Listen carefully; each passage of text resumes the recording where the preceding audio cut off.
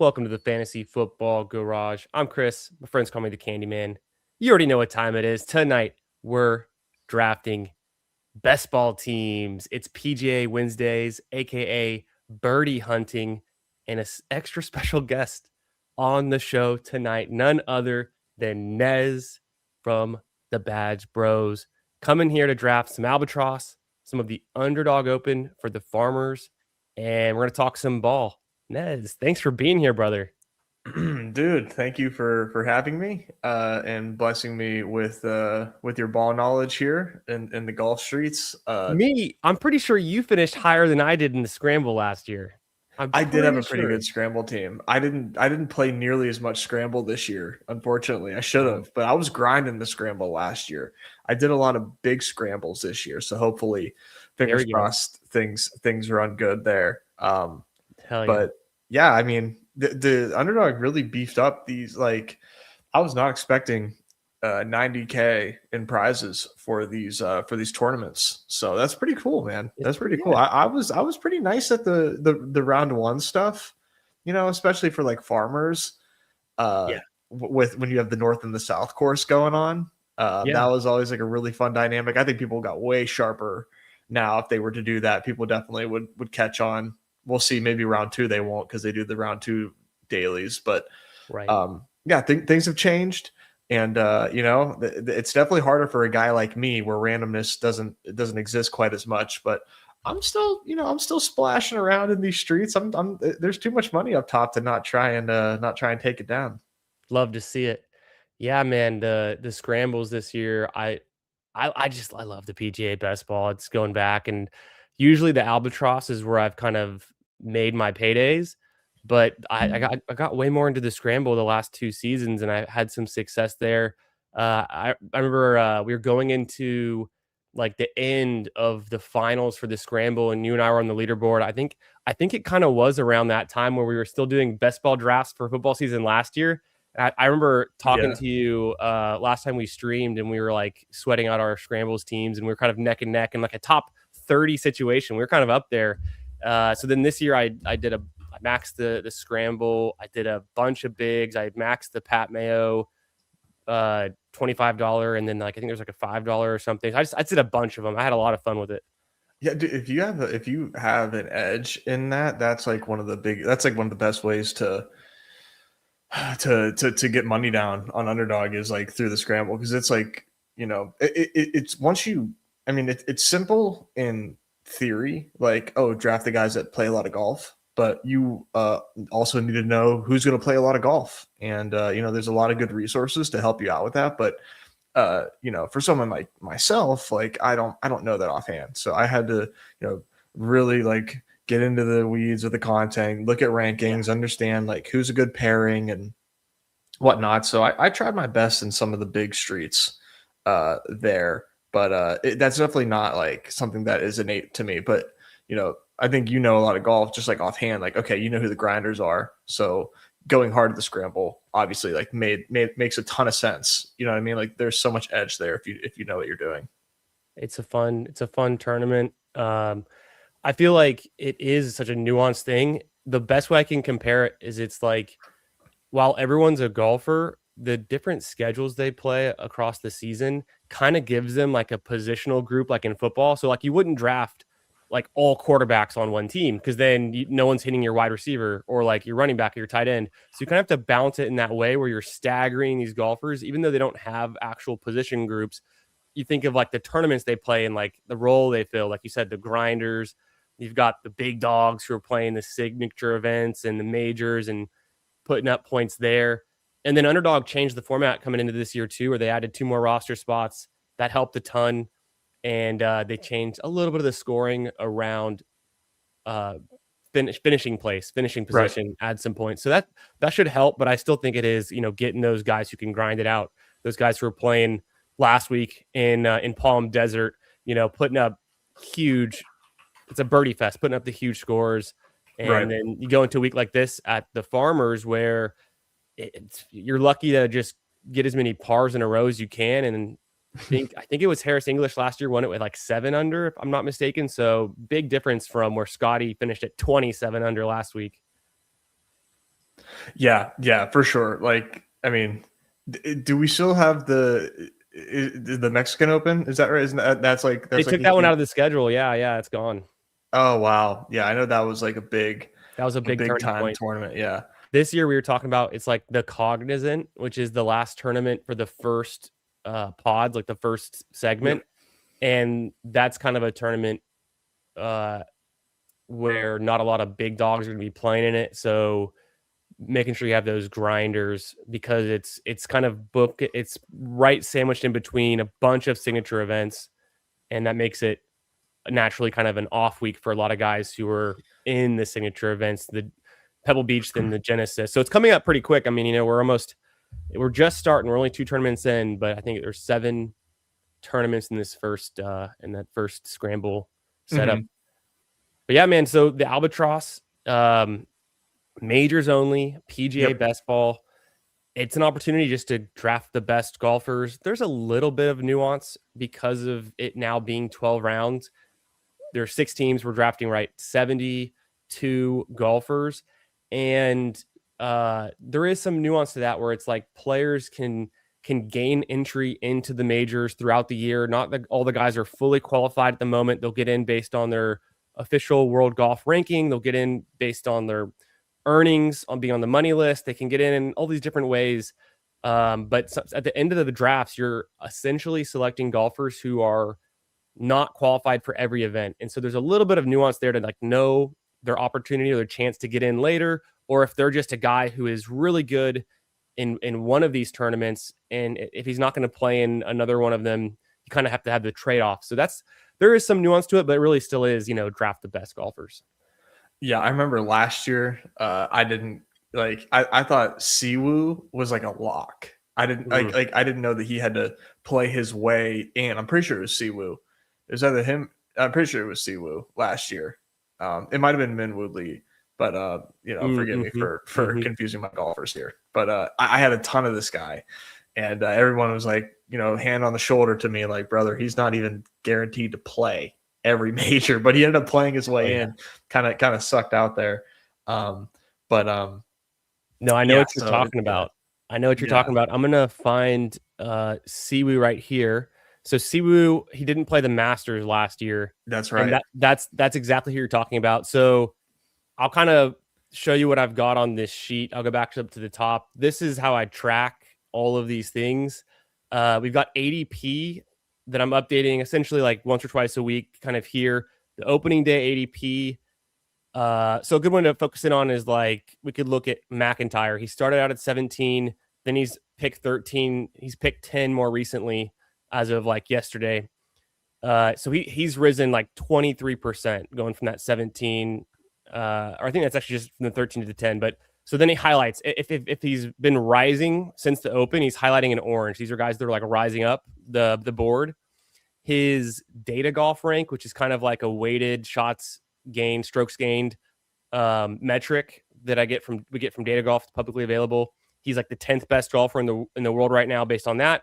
On the official world golf ranking, he's the 6th, now the 5th best golfer in the world, McIntyre. So those are things that I'm tracking week by week because those update once a week. So we've got 2 weeks in right now since the Albatross opened.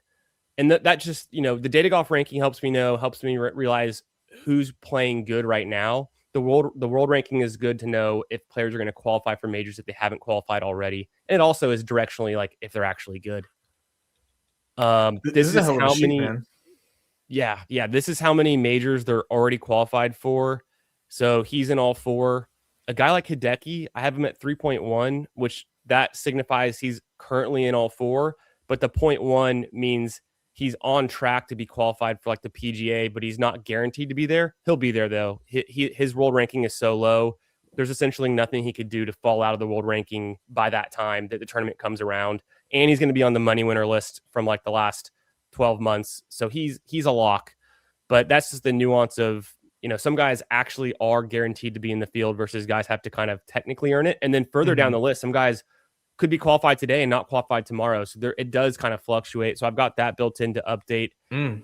And then this is their last 5 years tournament history. So we've got the Masters, of course. Hideki had won it back in 2021. Then he had a 14th, a 16th, 38th, 21st since then. And then I've got the same stuff for like the PGA. If they won it, they get a green highlight. If they were a top 5, they're dark blue. A top 10 is the light blue. And then if they get cut, I kind of highlight that. If they weren't in the contest in one of the last 5 years. So that goes across all the way. And then I total these things up at the end. So if like we go to Scotty Scheffler at the very top, there's only been in the last 5 years, there's been 20 majors, right? Because there's 4 majors a year, right? So we get 20 majors.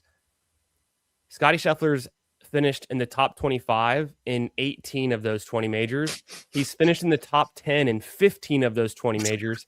He's finished in the top 5 in 8 of the 20 majors. So he's essentially 40% top 5. And then I track the Open because the Open is week 17. That's all that matters. That's where the money is. So who are the guys who have finished top 25, top 10, and top 5 in the Open? And I know that it rotates. So like this year it's at Royal Birkdale. The last time they played there was when Jordan Spieth won in 2017. And, you know, they rotate the U.S. Open. They rotate the PGA. Only Augusta, the Masters stays at Augusta, right? So there's some nuance to how these players have performed in the past at these tournaments. But at the same time, you have a guy who's just good like Rory. It doesn't matter where the U.S. Open is. He's going to finish top 5 at the U.S. Open. Like he's got that dog in him, right? So this stuff, it looks pretty nice up top.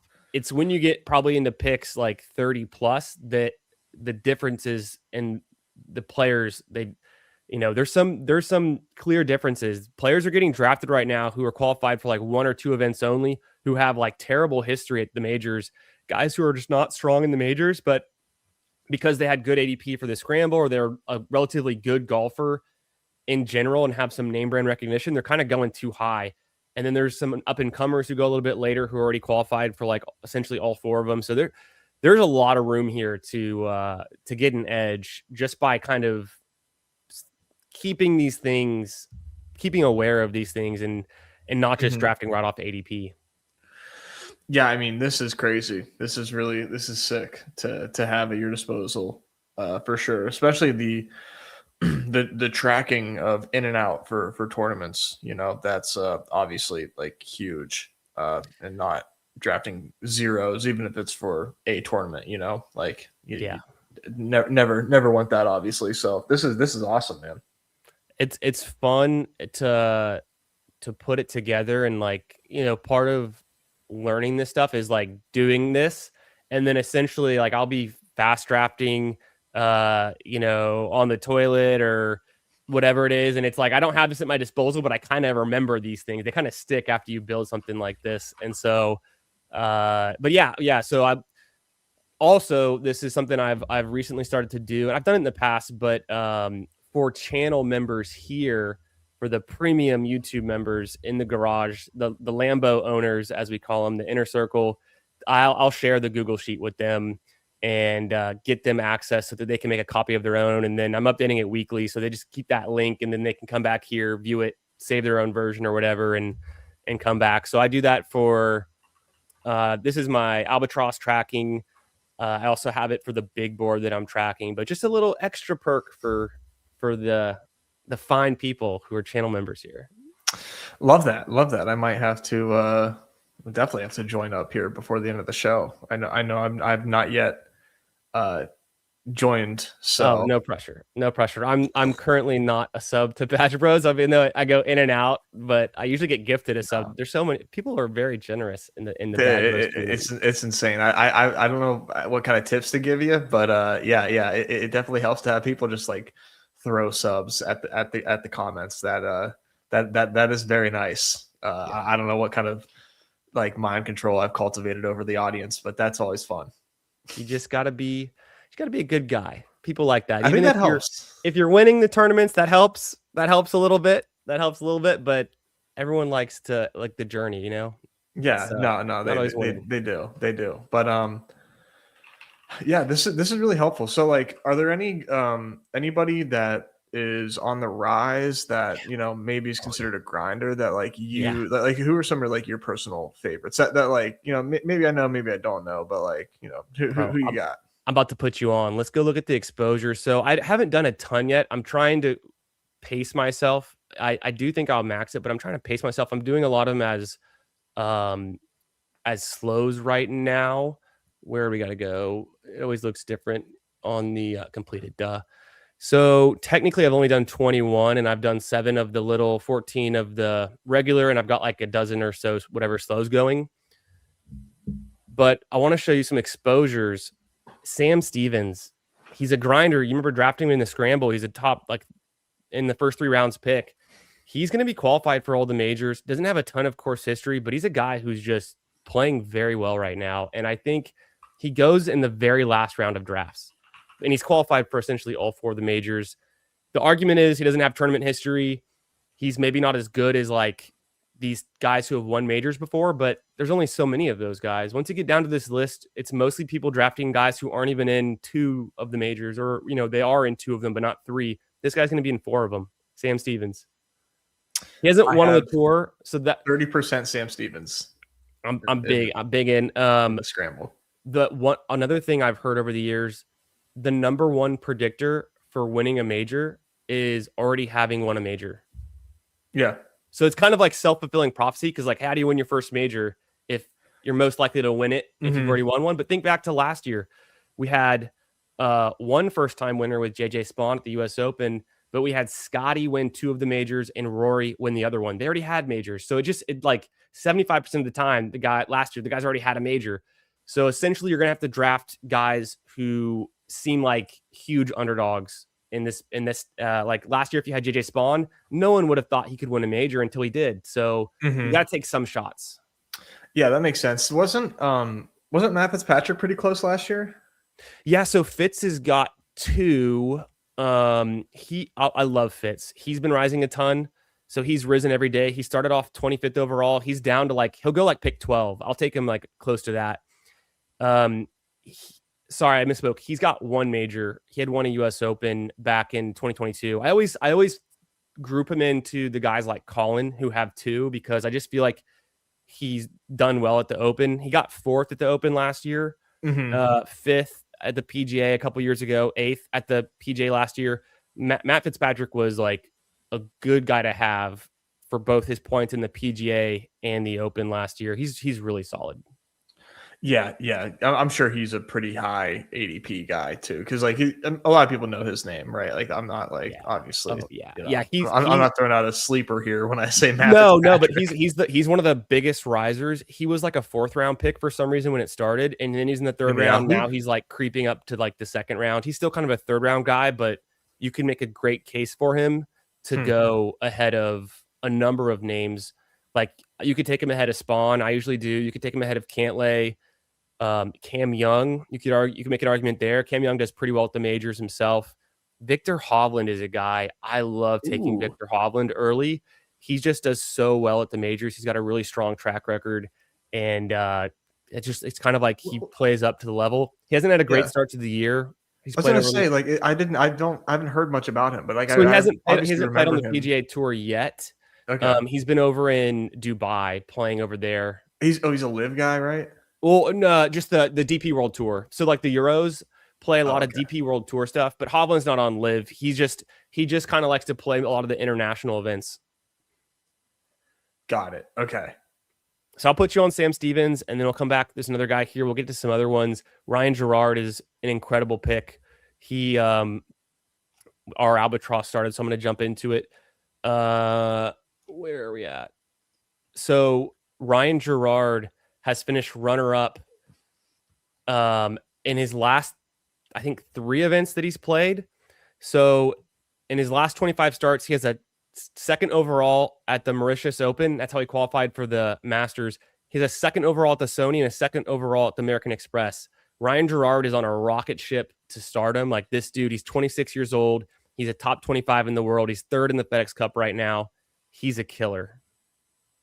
I was drafting a lot of him in the scramble. Oh yeah, and I think he's fine for this format too. Like why not? Obviously he doesn't have a whole lot of major history. He's played 1 full season on the PGA Tour, so he's a guy that his ADP right now, Gerard. I think he's like around 50. You can get him every time if you want. That's fun. Yeah, now that I know that he's like legit on the table. Like that. I know a lot of these names now because like I see them a ton Yeah. in obviously like doing scrambles for one. So I'm getting like more and more familiar. I know obviously Sam Olson really good in PGA streets. Fleetwood is really number three. Yeah, so I don't have him there. I'll give out a little bit of the the plus EV. You should always take John Rahm and Xander Schauffele ahead of Fleetwood. They're just clearly better at the majors. Fleetwood's never won a major. Schauffele has a season where he won 2 in 1 year. Rahm has been just incredible. Rahm's one of the best major golfers on the planet. He's got 2 majors, including win at Augusta, which is always helpful to be a good golfer at Augusta because some guys are just bad there. Yeah. We're on the clock. ADP and my rankings are pretty similar around here. I Okay. would say to take Bryson and probably Oberg. Yeah, I love Oberg. I know he didn't finish well last year, if I remember correctly, right? Let's check that. So, and you're cool with Bryson? I love yeah. Okay. Love Okay. Bryson. I mean, he's a Love YouTube Bryson. golfer. He's a star. He's our You guy. gotta there. I can't imagine hating like No. Bryson and Brooks, dude. I'm sorry. I can't live in that world. Yeah, I like him. I like him a lot. Yeah. Ludwig, he finished 23rd at the Open. He got cut from the US Open. So he kind of and he got cut at the PGA, but he's Yeah. finished 7th and 2nd the last 2 years at Augusta in his first 2 appearances at the Masters. So like we all know like what his potential is. I think it Right. is a little bit expensive. Like Oberg is like paying up for, that dual threat quarterback who goes in like the 3rd or 4th or 5th round. And it's not a good idea necessarily to like take a quarterback that early, but you're like, but what if it happens this year? That's who Oberg is. He's kind of like that guy where it's like, Yeah. he can put it together. His win last year, he actually won last year at Torrey Pines. The Genesis was held at Torrey Pines because of the Palisades fires Yep. around LA. And so that's a difficult event to win. The Genesis is a very strong field. It's not as strong as winning a major, of course, but like it's Right. up there. It's definitely impressive. Yeah, I just like cling to the priors of just like when he first came on the scene. I just remember being told that like this guy's the truth, and you just gotta jam him. Who the hell is Aberg? I'm like, who is this guy? Like, I'm not. He went to attracted- Texas Tech, but he's Swedish. How did that Yeah, happen? yeah, but I don't. These things don't compute to me. But yeah, and then I just like jammed him, and his first season. He did pretty well, and I was a believer after that. I just listened to the people that know better than me. Sure. So yeah, Albie drafting is fun because I can kind of like vibe it a little bit. Yeah. Obviously I can make mistakes in drafting guys that don't qualify for the Masters, but this is more like way more my speed in terms of like being able to hang a little bit. For sure, man. For sure. Where's Reed gonna go in Okay. ADP? I don't know if you've been Reed's ADP. He's been a big riser. He started off in like the mid 50s. He's now down to 40. People take him in the 20s or 30s if they know better. Would you? Oh yeah, dude, he's a savage. Yeah. I know Reed people is like sick. don't like him as a person, right? They don't So I like him feel because it's a bias. he's the villain. He's the heel, but he's the villain we all need. Okay, we're on the clock again. My rankings here say go Colin Morikawa. Yeah, I take a lot of Morikawa. Sweet. When ADP, Newman used to be in my ear, he used to tell me to take Morikawa all the time. we'll do a quick flip here. I don't know why Morikawa has risen a lot. He started off in like the early 30s. Now he's like the early 20s, and he goes ahead of that a lot of times. He has 14 out of 20 top 25 finishes, and then like you can kind of see there like 8 top 10s, and so he's essentially 50% to get a top 10. So we're gonna grab Colin. I think he's still undervalued going in the 3-4 turn. He should be like a potentially 2-3 turn guy. Yeah. Here it's very open. ADP is like Burns. I would not suggest him. Hatton, Goddard's on the rise. Rose, Lowry, English, all good picks. Corey Connors. Any lean here? I always take Lowry. Yeah, let's get him. I take Lowry for the Open. I always just like take him for the I Open. like that. Yeah. Yeah, I want to flip back to I'm going to pull up Jordan Spieth, and then one thing we can do, there's only so many guys who were playing the Open in 2017. They're still on the tour. There's some, but this is the Royal Birkdales where they're playing it this year. The last time they played it, Spieth won it. One of my most drafted guys, Hao Tong Lee, he's a Chinese golfer. He Oh actually yeah. got third, and he's grinding this year. He's playing a lot. He Right. actually Yeah. got Yeah. I third. drafted a lot of Hao Tong. Yes, he got third at the Open back then, and he's like a last round pick. Rory got I fourth, of forgot about course. that. I remember him when he came on. Like he was like it was like out of nowhere, right? Like I remember seeing him. Yeah. It's a fun click. Alex Noren, who's a pretty decent pick this year, he does well at this course. Brooks does well, and then I was looking for. I actually don't know. Xander actually did well. I'm not sure where I'm expecting to see Lowry. Jason Day's a nice pick. Lowry seems like he's not popping off like that. He did very well. I can kind of control F for him, and we'll get back to the draft board. But he might have got cut that year. Not a big problem though. It changes so much year to year, and this was like what, a decade ago. So but you're right. Lowry at the Open, obviously he won it in 2019, and it's just one of the strengths. The Euro guys that are over there. Yeah. So Lowry here, he had a sixth at the Open 2 years ago and a sixth at the PGA 2 years ago. He does well at Augusta, so he's just a solid all-around majors golfer, and I like Lowry. Yeah. Yeah. I take a lot of him, or at least I did whenever I was grinding these Albies. Yeah, a lot of good names on the board here. Yeah, so we're gonna have pick 30 and 31, and then when it comes back, we'll be closer to pick 42. Sep, Justin Rose just went. He would have been a fine click. Sep is still there. He's pretty decent. Spieth is there. Harmon's a nice click. Cameron Smith, Patrick Reed. Those are my ranks.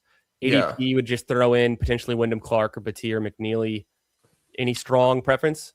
I do take a lot of Sep Okay. Straka. Yeah. And then, do you want to make this a read pick? You want to beef up those exposures, or you want to see if you can get them back? This room, I feel like they're sharp. They might figure it out, but I'm willing to try to push them as long as we can. Yeah, do you There's like Spieth? only I do like Spieth a lot.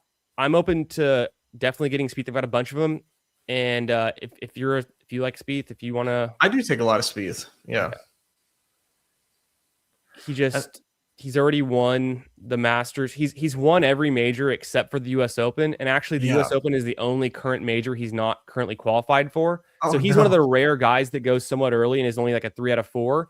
But I mean, the dude, when he's not injured with a wrist injury like last year, when he's not in his own way with his like getting in his own head, which he does a lot.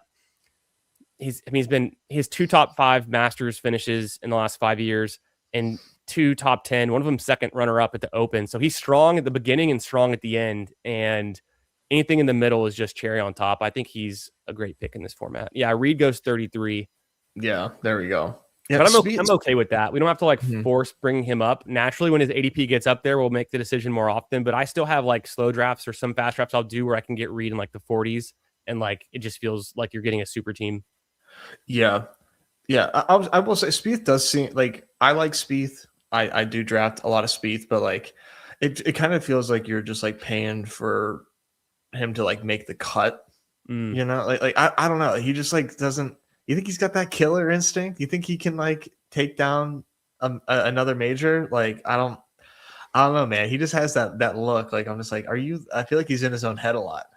Yeah, yeah. I wonder. He's got to fix the mentals, but the skills there. It's been a while since he's had a lot of success on the tour. It's been a few years since he's won now, and I think he's still like young enough that he can figure it out. I think there's time. Golfers can kind of go through like peaks and valleys in their career. You see a guy like I think he already went, but Alex Noren just got drafted. He's kind of having a resurgent time, and he's like in his early 40s. So I think there's plenty of time as Spieth figures it out. We're back on the clock here. By ADP, it starts to get into guys who are more like you would think grinders, the scramble type guys. And this is where I start to get a little bit more picky.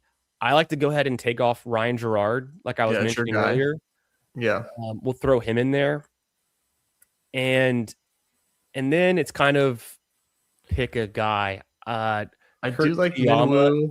can make a splash. Minwoo's fun. I know you like Minwoo. I'm happy to go there. Yeah, I do Minwoo or Aaron Rye here quite a bit. Either one's good with me. They're both going to be so. Minwoo Lee should qualify for all four, but he's technically only in one right now. And then Okay. Rye is kind of like 2-2. We can go Minwoo. Okay. I do take a good amount of Minwoo. I had him a bunch, I think last year or maybe the year before, and he can he can he can potentially have some nice finishes at these majors. I don't think I'm there to say that he'll like win a major, but that's like what I said last year about JJ Spawn. No one thought he would have won. I think people though with like a name brand like Minwoo, they think he might be capable of it more than like the arbitrage of like other guys who are around him, but like don't get that credit of like, oh, they could also win a major. Minwoo kind of has that cult of personality, the social media following. He's like very, Yeah. he's a very cool guy to follow. But I was so when he won in Houston last year at the Texas Children's Houston Open, I was there on Friday and Scotty was there, Rory was there. So Minwoo's won a tournament last year in a strong field with like some of these big dog guys, and so he's capable of doing something like that. I think a PGA could be something where he finishes well, and or maybe the Open, because anyone could, those kind of are up for grabs. He got off to he had a pretty good start to his season, did he not? Minwoo so far, I honestly I think he just got cut, and I don't know if he. Rip. No, sorry. T38 at the American Express.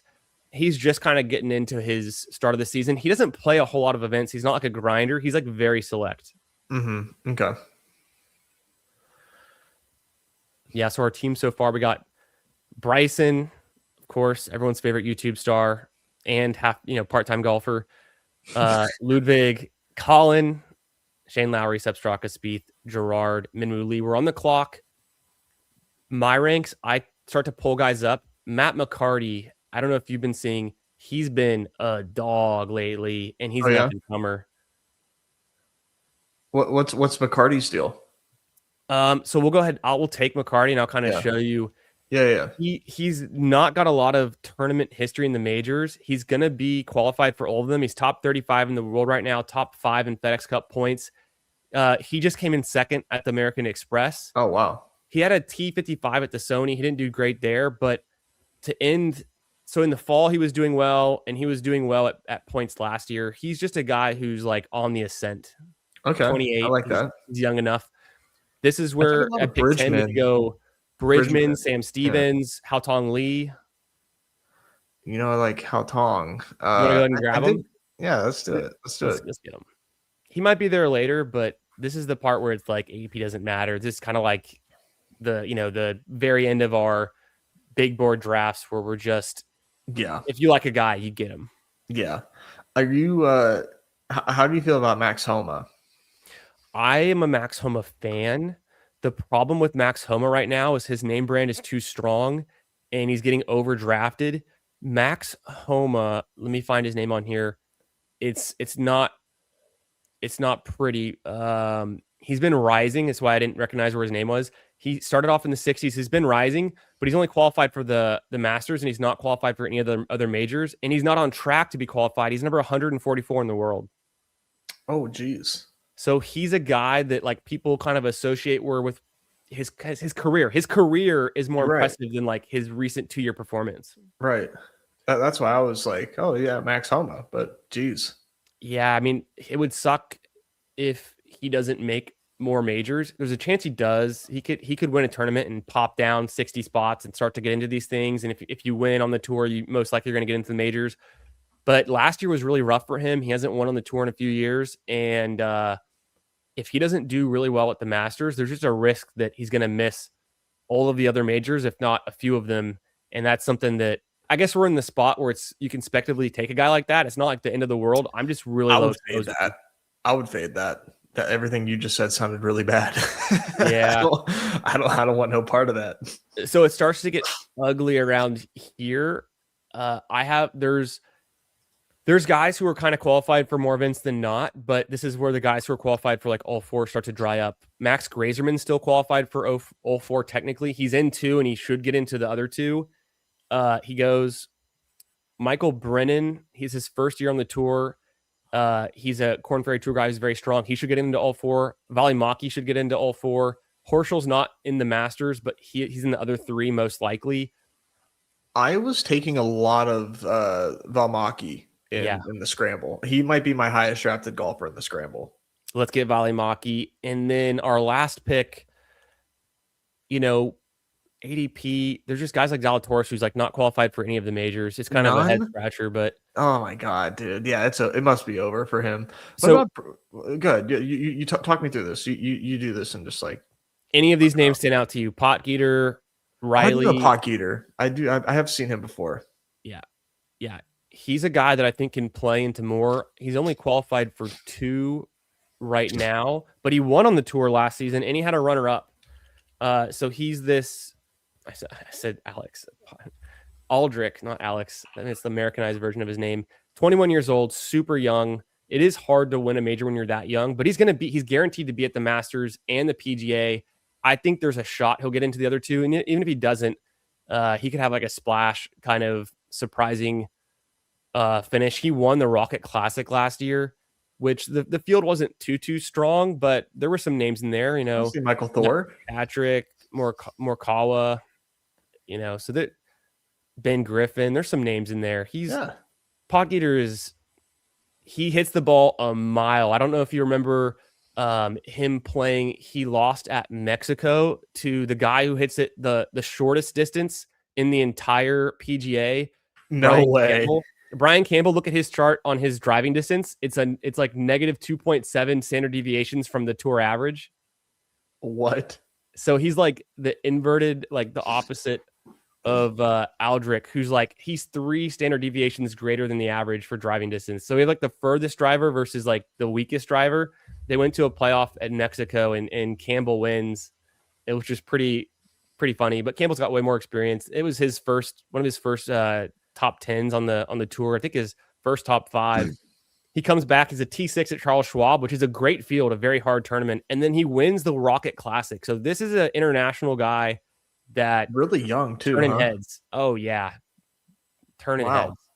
All right. Yeah, no, I'm into that. I'm into some guys that just like hit the piss out of the ball and, just see what happens. Probably not he's not in Farmers, right? But that's not necessarily what we want from Farmers. He is in the Farmers this week. No, he is. And guess what? He's a perfect candidate for a guy that can just whack the ball forever and get close enough to the green and figure it out, even if he's in the deep rough. But he's kind of a fun Farmers pick. Okay. I need you to, I'm not trying to play host here, but like, I got the Torrey Pines quarters it, bro. Like I didn't zoom in, bro. Yeah. I'm slacking. Let's show it off. Got the, what is this? Travis Matthew or some shit. That is very nice. Thank you. I played there. You did? I did play there. Yeah, for a bachelor party. We played. It was like 2024. Okay, I think. Oh, and we played. What month were you there in 2024? Was it the summer? It must have been summer. Was it early August? I gotta find this picture. I was there in the first week of August of 2024 for a family wedding. My wife's cousin got married and had the rehearsal dinner in the clubhouse, bro. It was sick. You know what? It was 2020. Is it 2023? I think it might have been It was 2023, but early August 2023. Okay, well, that's crazy. We just missed each other by about a year. Yeah, but I played the best golf of my life there. It was, and I'm not a good golfer. Like, it was so fun. I'm terrible. Play with some new guys that never seen me golf before. They think I'm good. Like, it was sick, man. I love that. Yeah, I didn't get to play. I just had I was wearing a tux or I was wearing a suit that night. But I walked out on I guess it was, we were just kind of like on the course near, I think it just right next to the club, the pro shop. I went in there and I was like, okay, I'm going to buy a shirt. I'm going to buy something. And the shirt was $180. And I was like, I really want this, but I'll come back tomorrow. And then the next day we had the wedding, and like, there's no way we could get back there because our hotel was far enough away, and it didn't work out. So I was like, and I still regret not getting a hat or a shirt. I've worn this like twice. This is the second time I've ever worn it. It's I was smaller then, damn 2.5 years ago now. It's a little snug, but I had to wear it for the golf show. Incredible.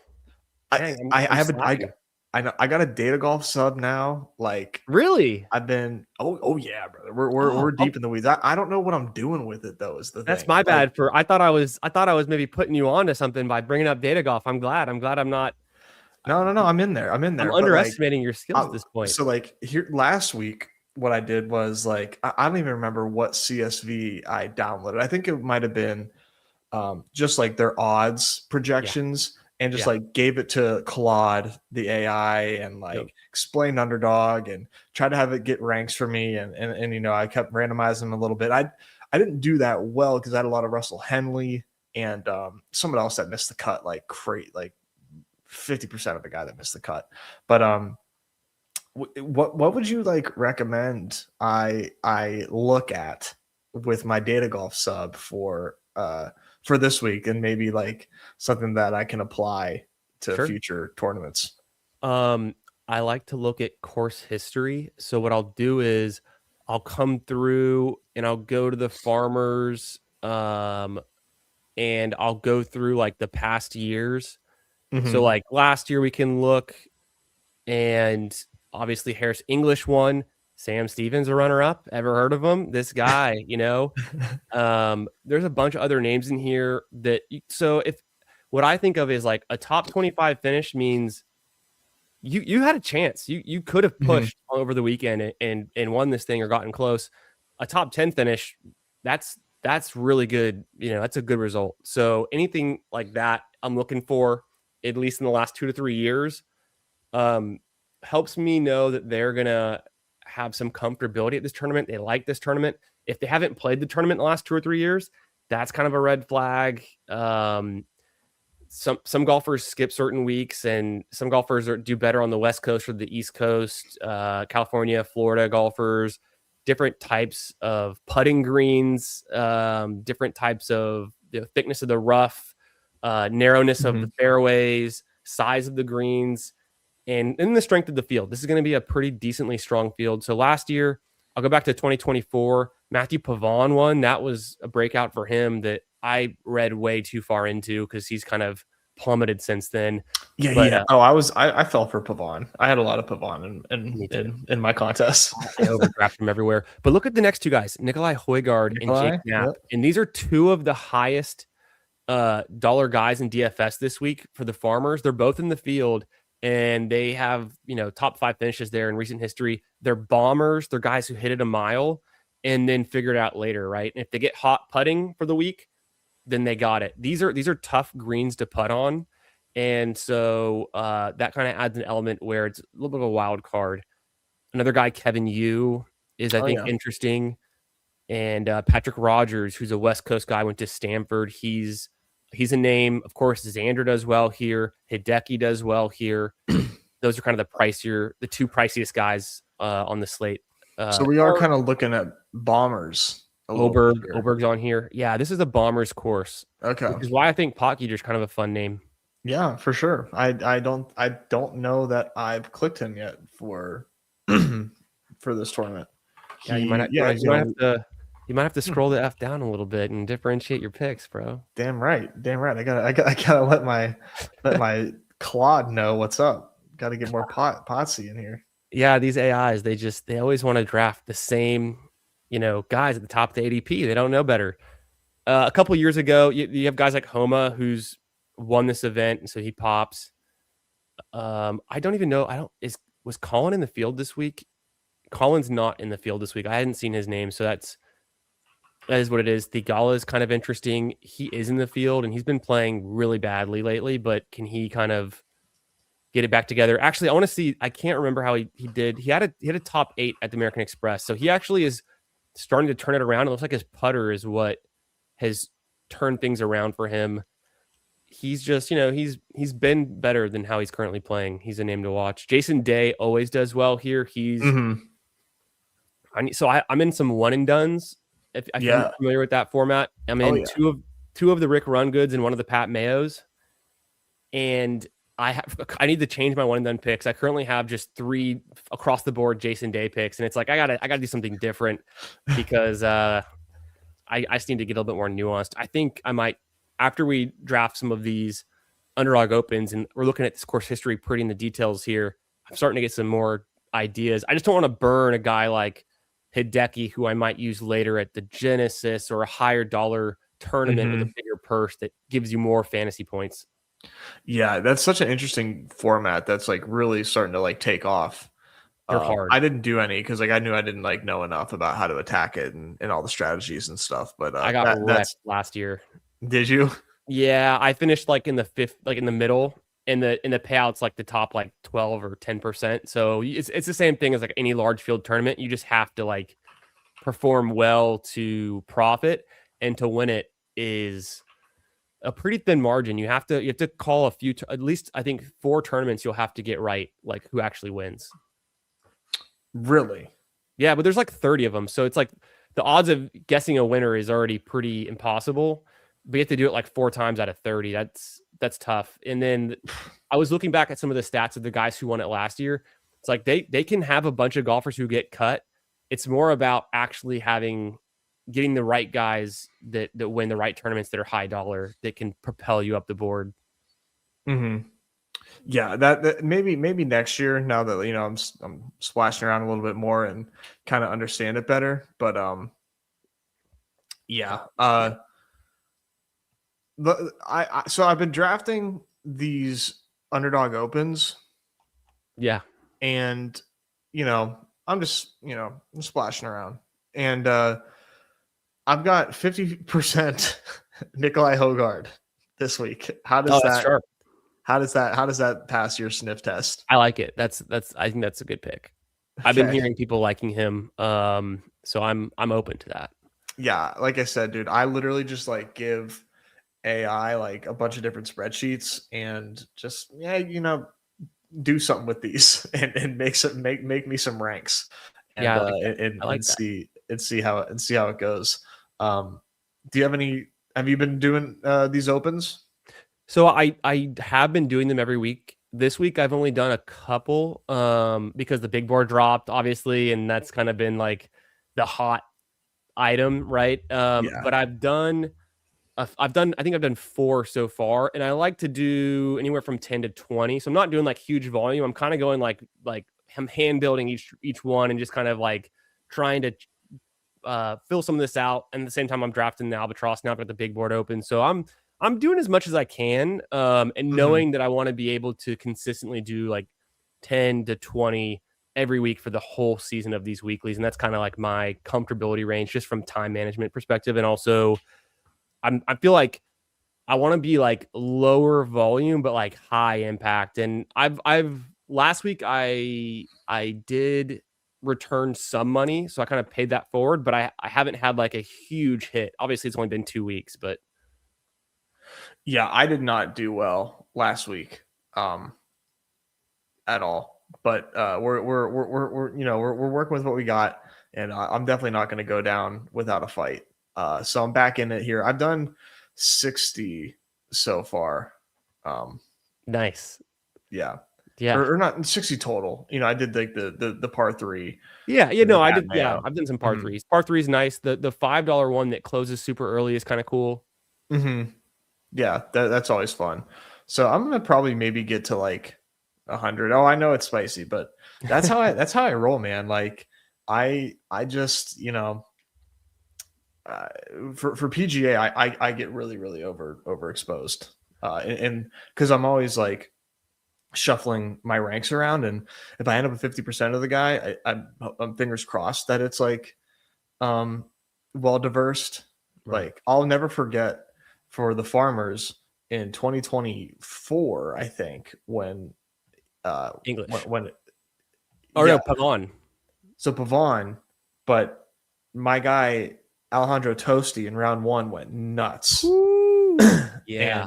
and because he was playing on the north course, or I believe Yeah, which he one's went the low. easiest one? The easiest one, South. the south course is easier. The north course is harder, and so doing well in the north course is important. Yeah, so he did it. He had the South. He had a South day, and no one was taking him. And like I was just like looking at guys who were playing on the South course and just like mixing and matching and just drafting crazy. I And think I so said that that backwards. I mixed it up, but yeah, I know what you're saying. okay, north is easier. Yeah, he Got was it. on the north. He Okay. was on the north. Okay. I think I played South when I played. I'm Oh, pretty sweet. sure. Yeah, when you were there in person. Yeah, Toasty Yes. had a great opening day in round one, and it was all of the North Course guys who went the lowest on that day. Yeah, as you good memory. Yeah, you were calling it. That's exactly what happened. Yeah, I will never forget Alejandro Tosti because I just had like an insane amount of him. Now that was for one round, and that's where like Right. things can really get crazy. But yeah. So I'm gonna keep trying. Like I said, like I'm giving it ETR. I'm giving it data golf. Oh, you're Giving plugged it. in. Yeah, I'm you got the throwing a data bunch of going. shit at it I love it. and seeing what happens. You said you'll never forget Toasty. I'll never forget Toasty either. At the Houston Open last year. Oh no, it was 2 years ago. 2 years ago at the Charles Schwab. So my brother lives in Fort Worth. We like to go to the Charles Schwab together. It's super fun. It is a classy establishment. It is a pinkies up. Mind your manners. Don't drink too much. The Yeah. women are all wearing sundresses. It is a very fancy event at Colonial Country Club. But we're there and we're just kind of going around. It's Sunday. It was the day that Davis Riley won. Scotty Scheffler was like a runner up. Pretty sick. It was a fun day. But Toasty he's competing and he's starting to like falter. We're at a point where he's like going from a green to the next tee box and he's crossing in front of us and he's like kicking his feet, kicking up rocks and dirt like on this path. He's cussing. He's speaking like in Spanish, obviously, and he's just like cussing and he walks by and he's just pissed off and everyone in the crowd is just like, oh shit. Like he was just mentally losing it in front of everyone. And I just can't forget that because the guys some random guys next to us were like, yeah, that's that. He's kind of like, he's kind of he gets a hothead guy. He kind of like goes That's what off. I've been told. Yeah, he has that reputation. But who doesn't when you're playing golf? I mean, come on. Yeah, you're not human if you're not pissed off. Like, well, Nez, you know why they call it golf, right? mm-mm. Because shit and fuck were already taken. That's a little dad joke for next time you go golfing with coach or the father-in-law or one of those dad jokes. That's hilarious. I gotta stop saying that too, though. I think I said is that a classic last week too. All right, let's jump into the farmers. We've gotten it straightened out. Brett was helping us. It's the North course that's easier. The South is long as can be. This is a little Twitter thread from our great friend Greg Ducharme. He's a great Twitter follow. He is just a golf analyst and real sharp in like the fantasy DFS space. So just a few things. We're going to highlight some of the highlights that we want to go through. Here we are at Torrey Pines for the Farmers. Brooks Koepka's back on the tour and he's in the field.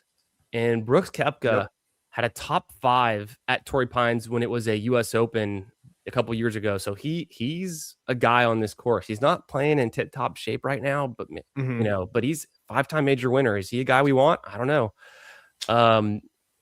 So they play one round on the North, then they got the South, and then there's the Cut, and then Sunday and Saturday are both on the South. The South is the longest course on the tour, and the fairways are extremely narrow when there's a lot of tough, tall rough around them. So these narrow fairways that are tough to hit, maybe it helps if you can hit a fairway, but people were not hitting fairways in regulation at a very high rate each of the last 5 seasons they've played here. And then it's ranked top 8 in rough proximity each of the last 5 seasons. And he says the greens are small. They're the 5th smallest on the tour. Makes them hard to hit. And they were the 6th hardest greens to hit on the tour last season. The last 5 winners all hit fewer than 54 greens, including the round on the North Course. But 4 of the last 5 winners ranked top 4 in shots and strokes gained approach for the week. So we want guys who are strong approach play golfers to hit these small greens. That's something we can keep in mind.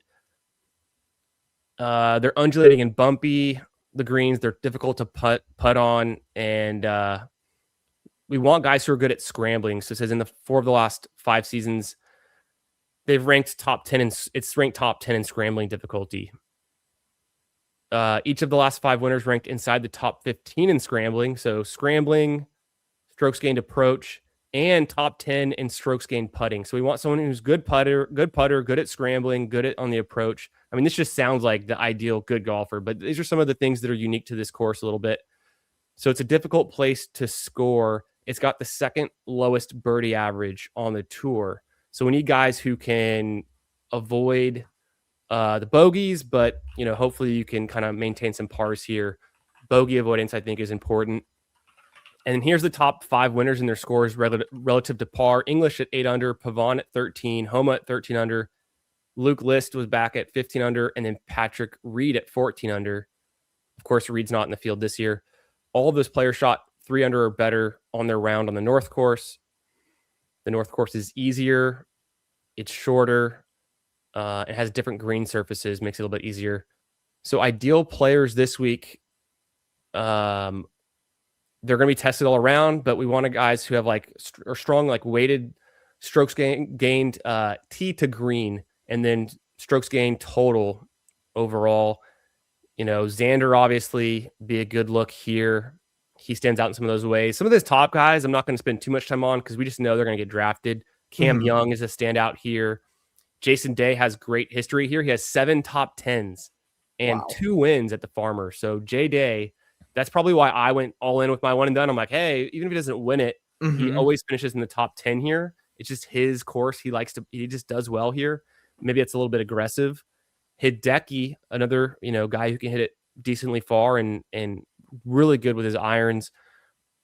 He does pretty well here. He has 5 top 16s here. That's just consistency. Goddard, who we love. He won the Sony. He won the Scottish Genesis last year and then finished 3rd at the Open last year. He's 4th in this field with weighted strokes gained total in the last 36 rounds. So Chris Goddard might be kind of a priority pick. So that's kind of a quick overview. There's a little bit more details there, but I like to review what Greg kind of views as relevant metrics and some of the course fit stuff before diving into some more of the data and then getting into these drafts. There's something I like to do to kind of prime myself getting into here. Gonna lose the sponsors. Yo, what's up, Byron? How we doing, brother? Coolers, you already know. This is the Rick Run Good tools, his custom model. This is the course fit. I'm gonna go ahead. I'm gonna do it like this. Probably makes sense so we can kind of see it perfectly. But this is all the things we could possibly want to know about Torrey Pines. And a lot of the stuff we just reviewed, there's a ton of data here, things that stand out. Some of these metrics, par 3 scoring average can be important. I think taking advantage of par 5s can be really important here too. Some of the things Greg was mentioning, just strokes gained total, the tee to green being very important. Putts made over 10 feet can if you get hot this week, that can push you over the edge. And then something I was mentioning, the birdie to bogey ratio. And then what we'll do is we'll scroll down. This is going to be, we got all these different ways: approach, putting fit, and then total fit. So this is total adjusted fit. And there's some things we have to keep in mind because not all these players have a course history here. But this is kind of a short list here of some players that pop on their total adjusted fit across their off the tee, their approach, and their putting. I typically look for guys who maybe can match a profile of a former winner or are just green in all of the categories. So Cantlay, he typically pops everywhere. He always looks like a good fit in a lot of these courses, and he's a good golfer, but he's kind of green across the board. We know we're looking really for guys who can do well in their approach fit, so we can also sort by that. But there's some other names here like Brooks Koepka, Pearson Cootie, who is can hit the ball a mile. Goddard, we mentioned, Thor Bjornsson, Kevin Hughes. So these are some of the guys who have good Højgaard, good results here in the past, and then also are in a good spot right now that they also fit kind of going into this. This is really cool.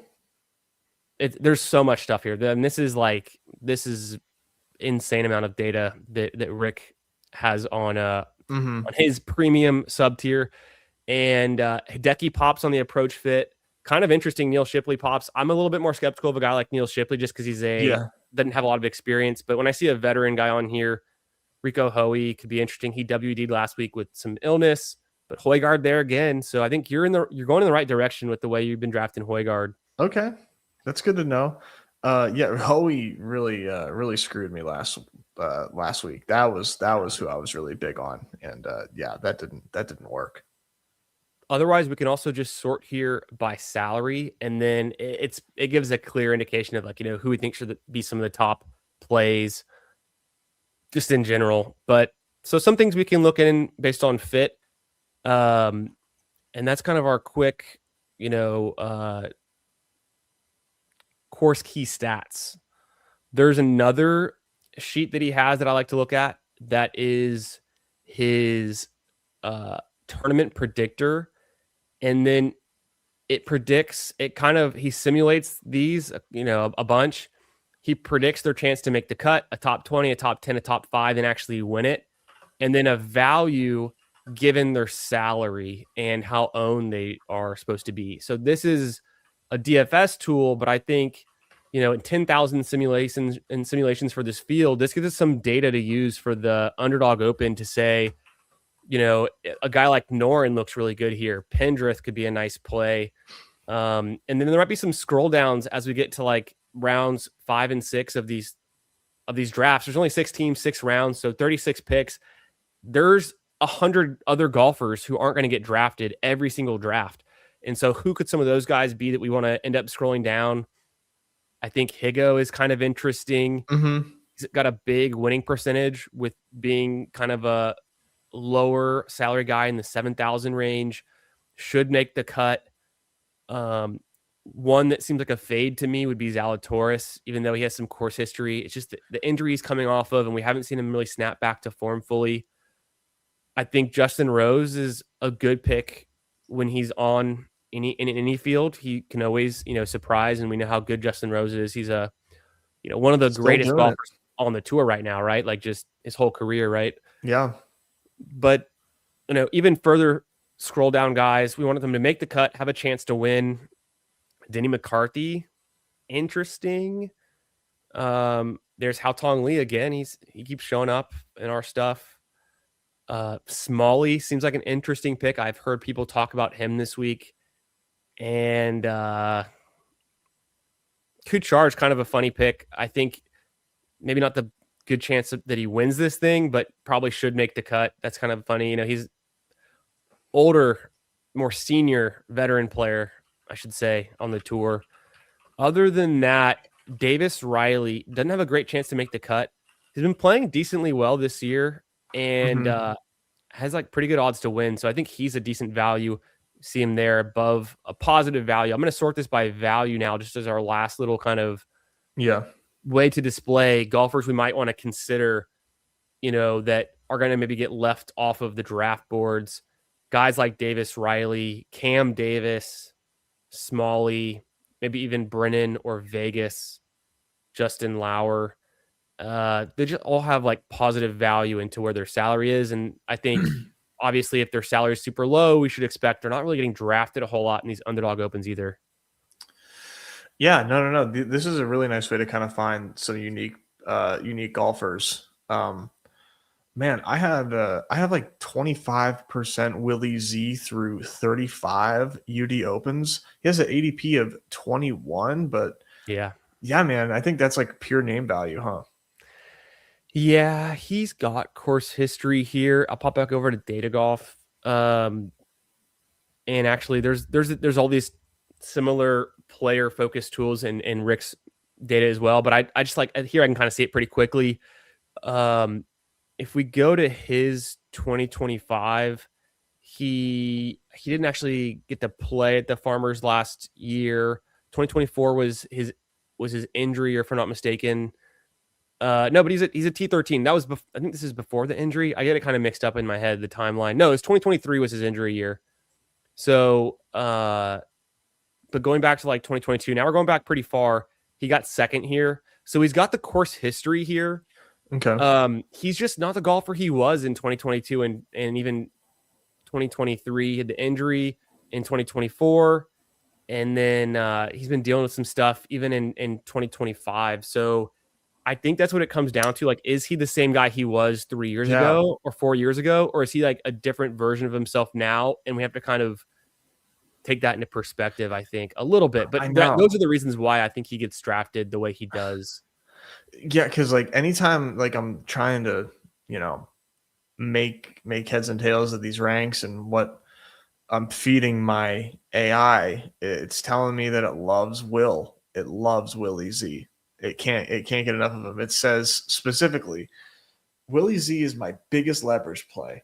Mm. Models love him for Torrey Pines, elite 150 to 200 yard game. Why does my fucking AI think that irons are where it's at?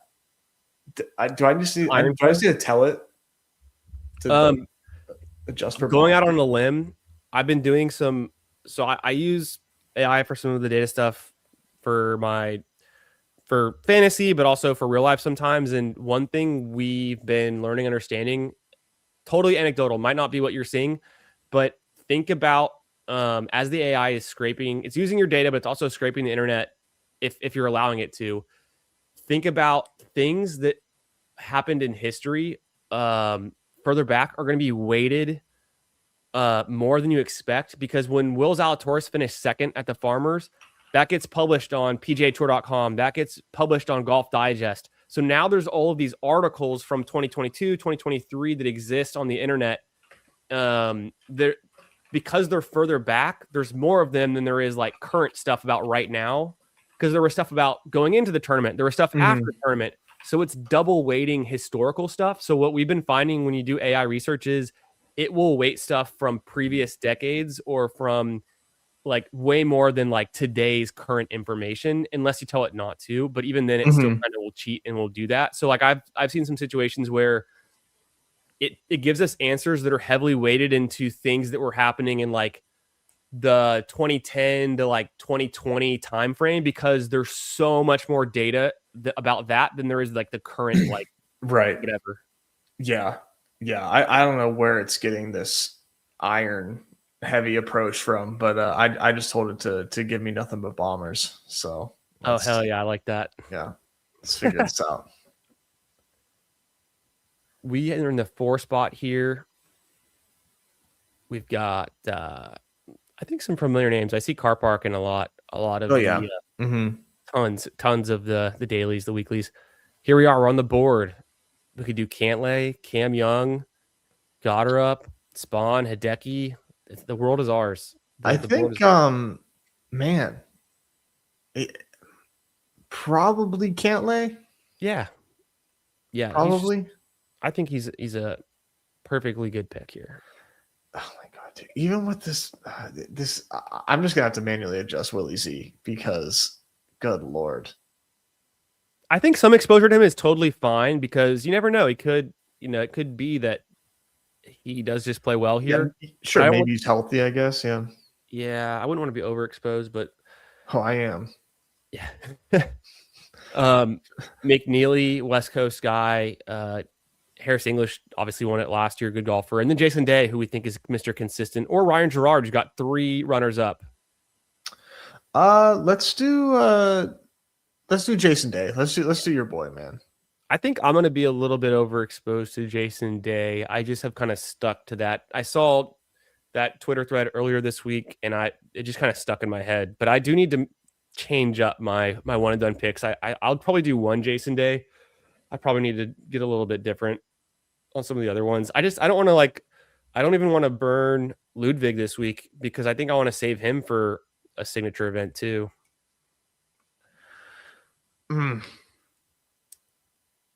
Yeah, the strategy with these one and dones are just like, it's so tough. Yeah, no doubt. We're back on the clock. Højgaard went the pick before us, unfortunately. So did Knapp. They went pretty right before us. Pendrith is there. Stevens, Cootie, Noren. These are all guys that kind of we went through the course history and had some good history, kind of popped in the models. Do you have a favorite? Let's do Cootie. Yeah, Pearson Cootie. We're sticking to the Bombers from here on out. Unless one of these two guys comes back around, I think they're a fair pick. The twin brother Rasmus Højgaard, Nikolai and Rasmus.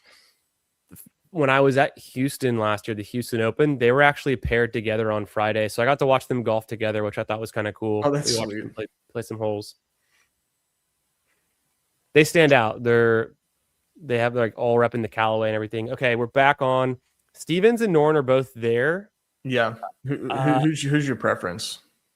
I think Stevens is kind of.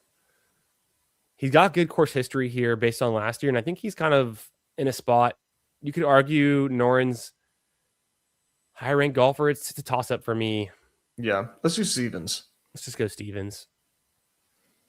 All right, and then for our last two picks, maybe we try to get a little different. I think Noren or Homa being there, we might still want to take one of those guys. Maybe not with Homa though. The way that do we want to go on like the past, or do we want to try to predict the future? Right? Do we want the guy who's done it before? You got me not wanting to take Homa right now.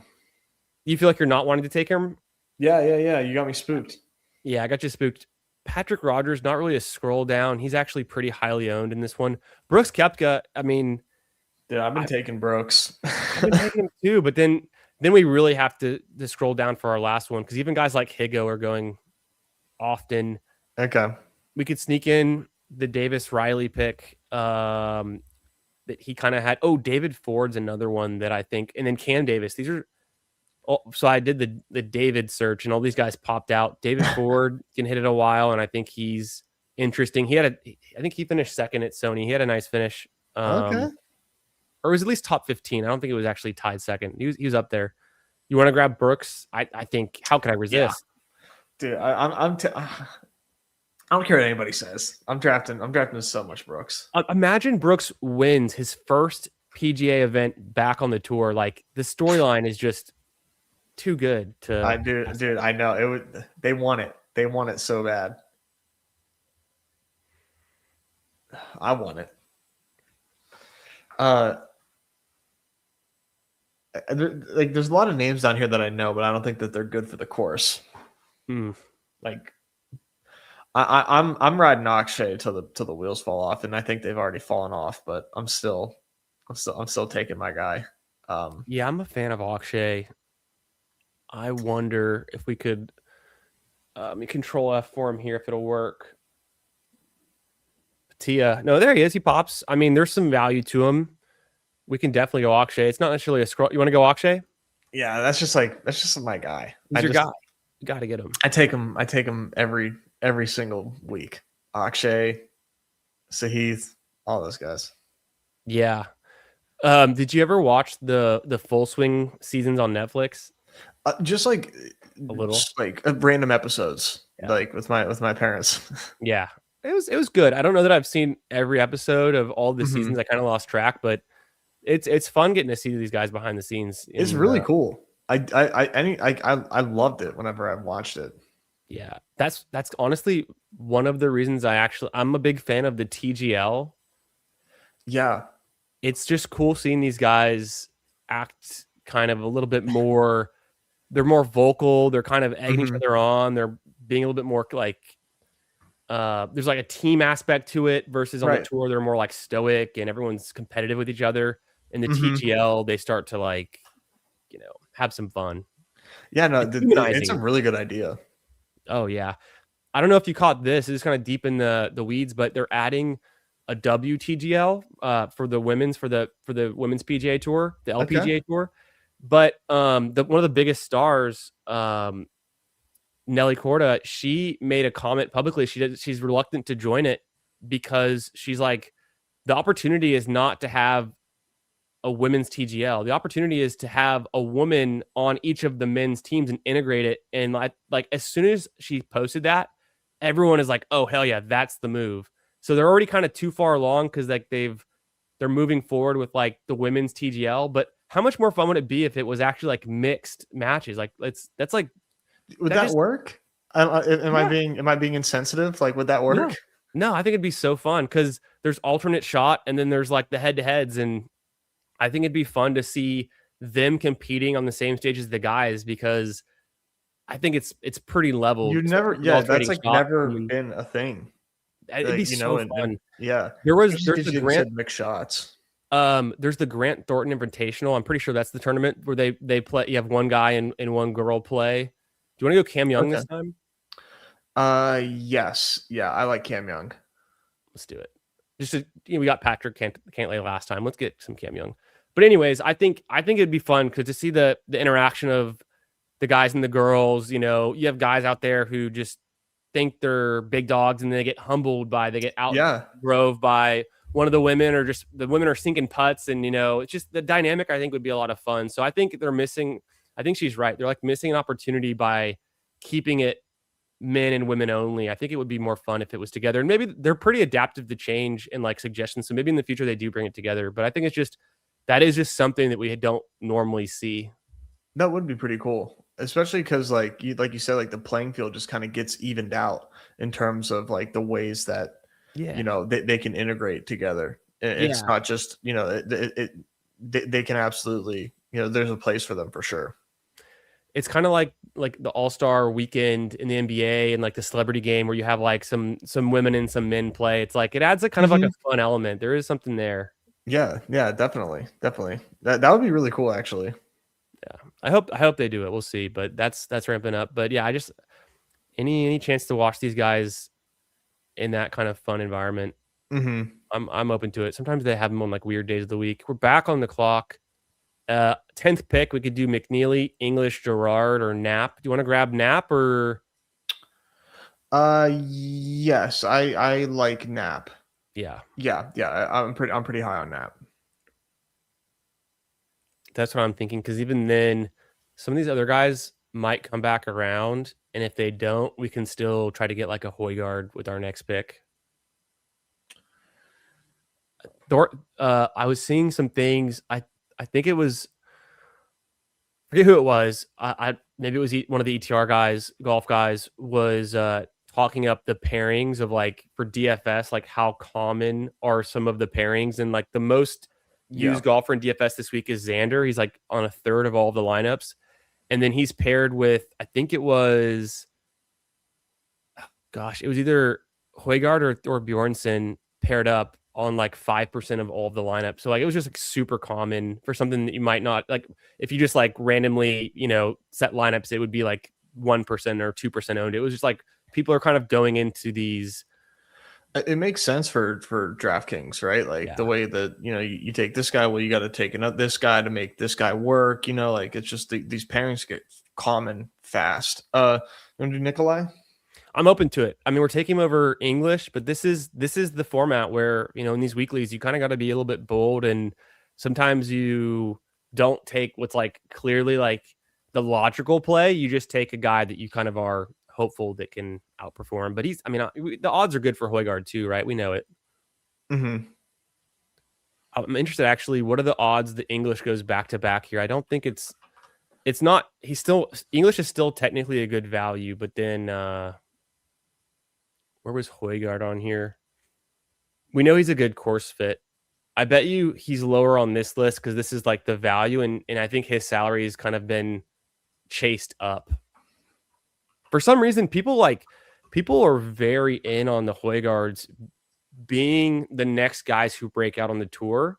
I think I like them, but they get a little bit too much credit. And then there's some other like lesser named guys who are like equally as good, but just aren't getting that same bump from like the sentiment of the drafters in the fantasy space.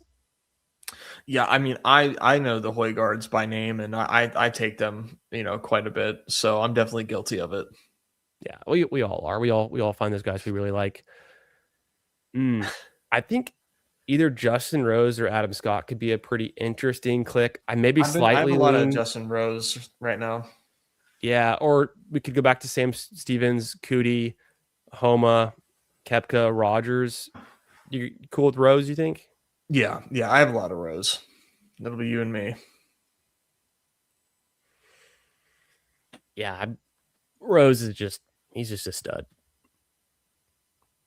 Still doing it, man. He's kind of older, right?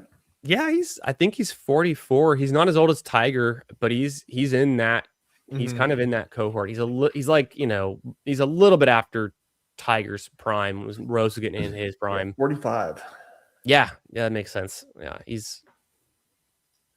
but that's kind of the magic of it. Sometimes on the PGA Tour, these guys are just, I know, right? They're, the longevity piece of it is the tricky part. If you can figure that out, just stay steady. Do we want to scroll down a bit, or should we try one of these guys? We can bring in Sammy, your guy. Yeah, let's do a little Sammy. Let's start to take some guys who might not be getting drafted as much. Yeah, he'll be way under-owned. Yeah, we only have one pick left as well. Kevin, you could be interesting. People have been talking about Marco Pinge being interesting. Higo, this could be a spot that he blows up. Were you drafting any Higo in the scramble? I don't think I got to much Higo based on what I was using. I know what we could do. Oh, we gotta take the pot guy. Yeah. I wish I was high on pot news. Every time pot geeter.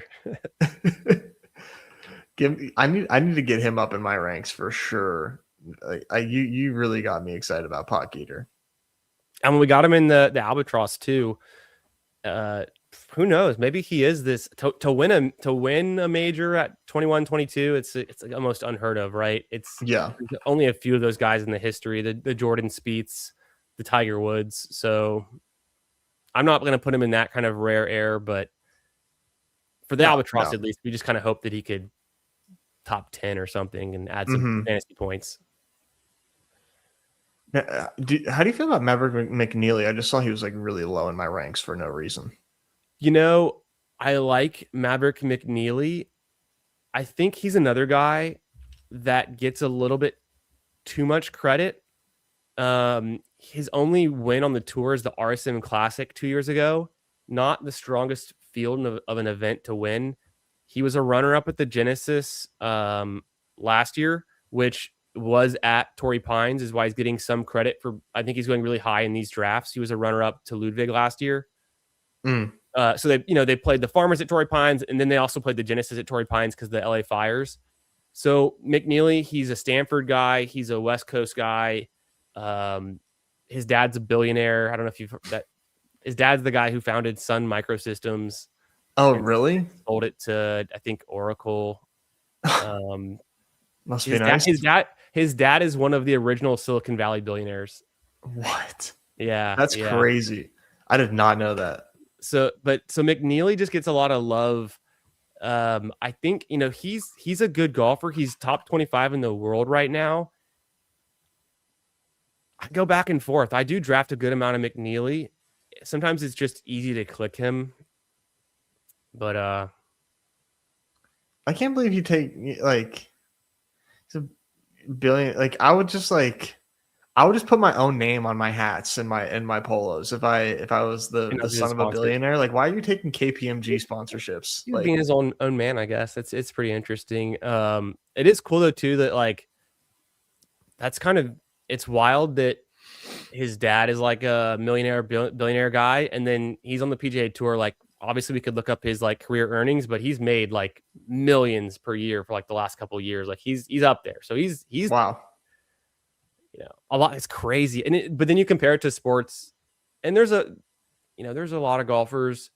It's probably pretty close. Like think of like NBA players or like hockey players, or like there's probably actually more baseball players, but just like the salaries.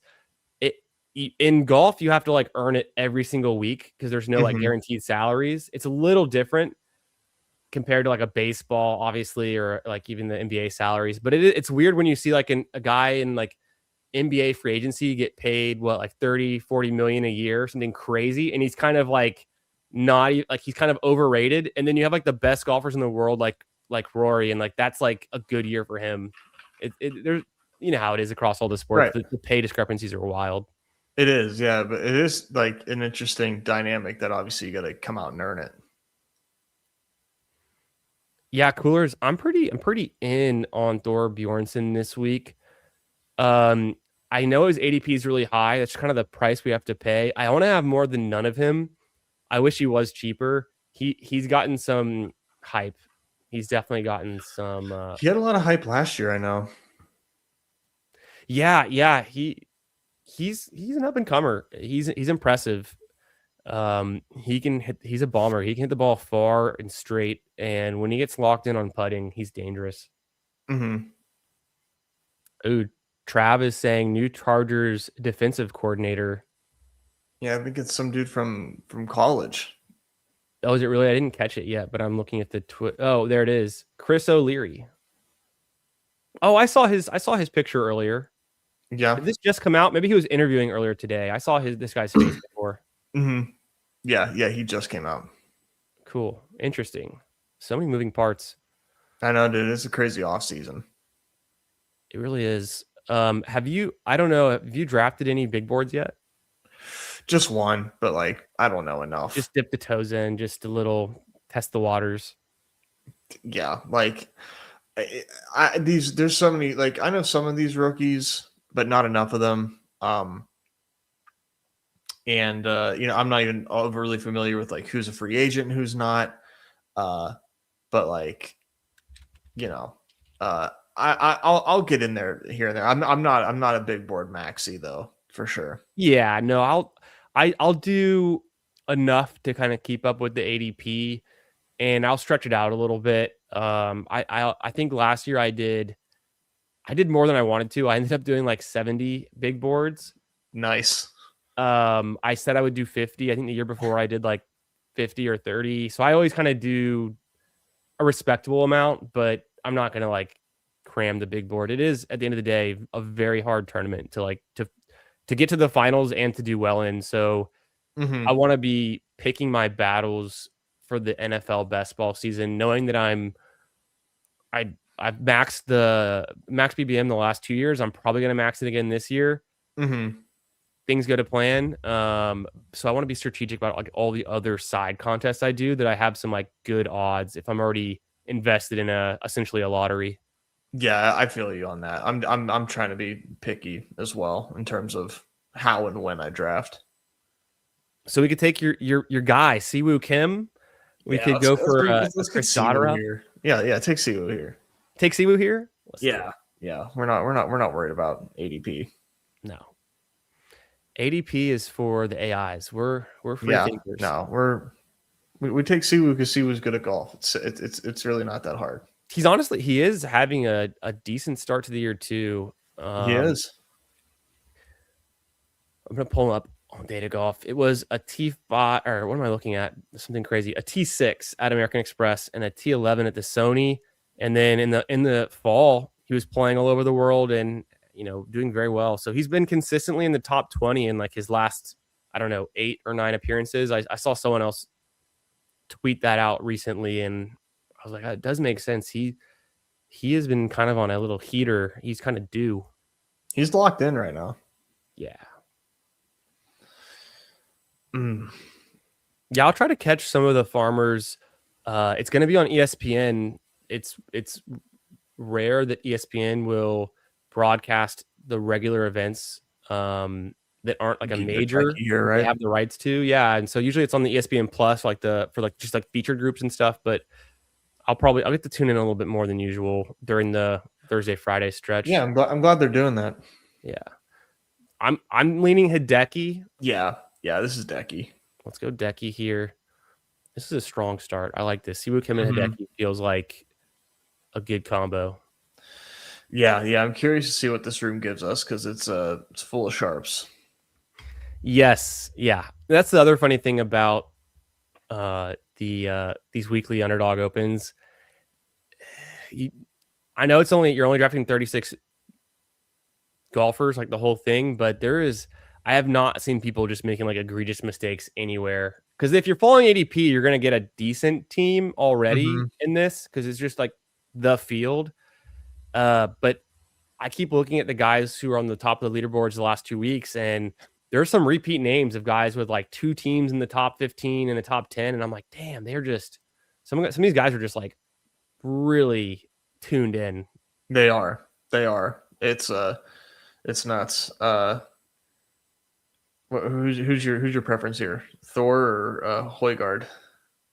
Maybe it's a chance for us to get Michael Thorbjornsen. Just we were just kind of talking him up a little bit. Yeah, let's get Thor. If Højgaard falls, perfect. If not, we've got exposure to him in the last draft, and this is probably one where we do need to consider scrolling down, just because I think these three, I have no idea what the likelihood that they're combined, how often that it would be, but I feel like these are just strong golfers. We want to like maybe mix it with some guys who are not expected as much of, in case we draft a golfer that for some reason no one else really has and he ends up doing really well. Mm-hmm. Yeah, right now we're not like too far off of like chalk because like we reached for Siwoo, but then we got the Decky fall, which technically makes it chalk. Yeah, I think you're right about that. Kind of the way we're playing it is we're playing it pretty close. To ADP at the moment.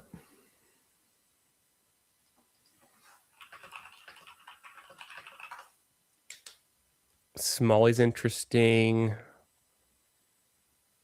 I keep going back to David Ford. I think he's a guy we might try to. Yeah. We'll do 6th round David Ford. I think that makes sense here. Yeah. Okay, we're on the clock.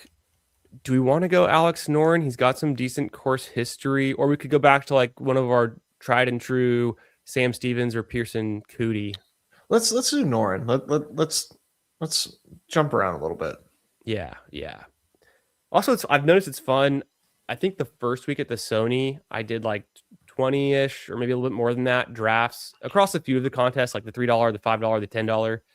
And I had lineups that were all over the place, all different combinations. And I had some that did pretty well. Nothing great, but then I had some that did like really horrible. And I was like, wow, that's so different. Cause the cut and everything, if you have golfers that get cut, you're not going to like have a great finish either way. But then last week I did I don't know, maybe like 12 or 15, and I did kind of more core like builds and had some good results. So it's like I'm still trying to figure out like how to play these. Yeah, I know they're unique. It's tough as far as like the diversity conversation goes. I think our last 2 picks, I'm feeling like I might want to go Smalley here. He's a name I've seen come up. Pat Mayo was really in on Smalley being a decent option. Yeah, let's do that. And then if somebody takes David Ford from us, I would be floored. It could happen. It could definitely happen. I'm just scrolling way down the list. If he does for some reason, we could always take Kevin Yu. We could go Vegas. Vegas is kind of underrated for his potential in a field. I know it's a strong field. At the same time, if Brooks Koepka is going to go undrafted, do we just hammer him and take a strong stand that we're just, we're Brooksy guys? You did get the Smalley scroll, so you do have permission to go Brooksy if no one's going to take him, man. And I don't, and Sizos is not going to take him. He's certainly not. He's using like ETR, I think. He's just hating. People like to hate on Brooks, and I know. I get it. We're living in 2026. It's not, 2023, 2022 anymore. There's been a divide. The live divide happened. I guess it was 3 years ago. Yeah, it was 2023. But that whole thing, that was so out of left field, wasn't it? I hated it. Yeah. All right, we're gonna go Brooks, and we're planting a flag, I think. Dude, Brooks should not go undrafted. I refuse to live in a world where that happens. I think it's a good pick. David Ford's nice. He's not 5-time major champion Brooks Koepka on a course where Brooks has had success in a really strong field only a few years ago. And I don't know. People say that he's maybe lost it a little bit. I think when he's out there and in the field this week, the fire is gonna rekindle. I believe. I believe. Yeah. Coolers. We saw Patrick Reed's gonna come back for 2027. I'm pretty stoked on that. We were mentioning Reed earlier. He's like that villain that you need. He's a great golfer. So more of the best golfers back on the PGA Tour. I'm for it. Yeah. All right, this final team, we did a Siwoo, Matsuyama, Thorbjornsen, Noren, Smalley, and Kepka. I think that's the winner right there. I think that's it. That's the one that's going to take home. I think it was 10K up top, right? Yeah, man. So we'll be sweating that out Sunday night as we're watching them play on Torrey Pines, on the cliffs, the beautiful cliffs in San Diego. We'll be just envisioning that we're there from the colder parts of the country, just wishing that we were there. Maybe throwing back some beers on the South Course. I can get down with that. Yeah, or some spicy margs too. Spice it up a little. Don't tempt me with a good time, man. Yeah. No, there's no football this Sunday, so I gotta. I'll be tapped in. This is the best time to be sweating golf then. And that's what we'll do. Nez, it was a pleasure. Thanks so much for coming on and drafting with me, man. It's always good to cut it up with a multi-sport drafthlete, ball knower, just all around good guy. So appreciate it, man. Yeah, thanks for having me on. Thanks for imparting some knowledge onto me for this week and for the Albie. And I really appreciate it, man. Thanks for having me on. Yeah, dude, this is a blast. So I definitely have to do it again sometime. I'm glad we will. We definitely will. And you got a show, do you have a couple shows tomorrow or one big show tomorrow? We are doing baseball tomorrow on the channel. So nice. that is our plan. And then it's another dog bowl slate on Friday.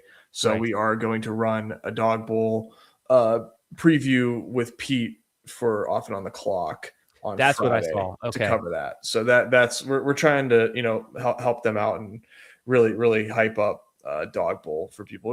Fill rates, it's been overlaying. So I mean, if you want to take a shot, like it's really a decent time to do so. So that's what we're going to be doing. But yeah, we're trying to get into the baseball streets, man. So if you're into baseball, into the dinger, come by tomorrow. We'll be chatting baseball. But appreciate you, man. Thanks for letting me plug and chop it up with you. Of course, anytime, man. Always fun. Thanks for being here, guys. Make sure you like the stream. Make sure you're sub, and don't forget to sub to Badge Bros. Peace out, guys.